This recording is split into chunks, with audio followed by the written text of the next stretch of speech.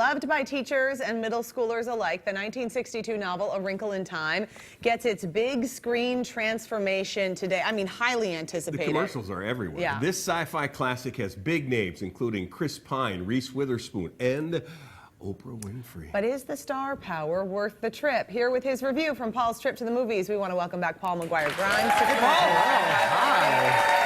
Man, A Wrinkle in Time, I mean, so much buzz. It's in theaters. Mindy Kaling is also in it. It's been like the nonstop conversation for months. So tell us about how the movie compares to the book. Okay.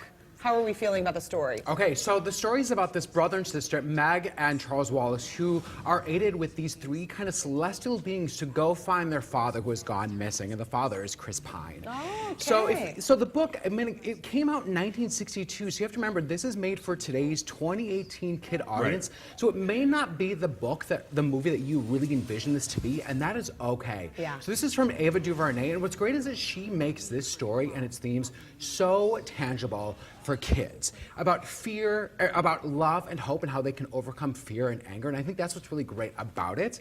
There's just some other really glaring issues with the movie. Oh man, what are the Oprah problems? one of them? Well, it's not just Oprah. She's good because all she has to do is be Oprah. Yeah. She's like I mean, but that's her role. She's like the high deity, the wise whiz one. She basically just gets to do her Oprah thing, but like two kids. Reese Witherspoon and Mindy Kaling are the other two, and I think the way that the characters are brought to life is lacking. Like the script doesn't give them enough to do to make them memorable, and there's a lot of just costume choices from me that didn't necessarily make sense. But that's me being picky.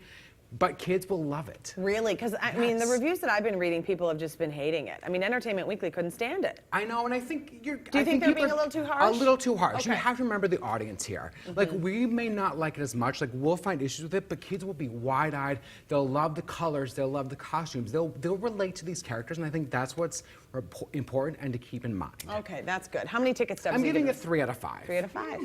Okay. Not as good as it should be given the names and Disney. Oh gosh, so much So, talk. Lady Bird, tons of buzz at the Oscars. Yes. 5 nominations? 5 nominations: Best Picture, Director, Screenplay, Best Actress for Saoirse Ronan, and Best Supporting Actress for Laurie Metcalf, all nominated for this movie. And I've seen it 3 times now, and I think it just gets better with every viewing. So this is one you just think that we should absolutely watch. Now, where can we see it? Is it in theaters? Is it at home? It's at home. You can stream it. You can get it from iTunes rentals or video on demand for their Xfinity. And it's about a young high school girl that's trying to find her voice and her image as she's a senior, trying to make her way through her senior year of high school, which can always be such a challenge for people. And it's Greta Gerwig who wrote and directed it. She was the 5th woman ever to be nominated for Best Director, which is fantastic. Right. And she has such a unique voice and captures that Catholic high school, which I went to, so this was right up my alley for sure.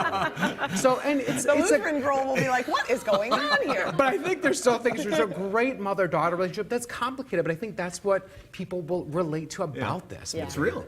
It's completely real. Okay, so that one you think we should definitely see. Awesome, Yes. Paul. Thank you so You're much. welcome. Fun Thanks, Paul. recommendations. Good Okay, seeing you. you can visit Paul's website. It's paulstriptothemovies.com. He has lots more movie reviews there, and then you can listen to Paul. He's on the Colleen and Bradley Show on My Talk 1071 every Friday. Twin Cities.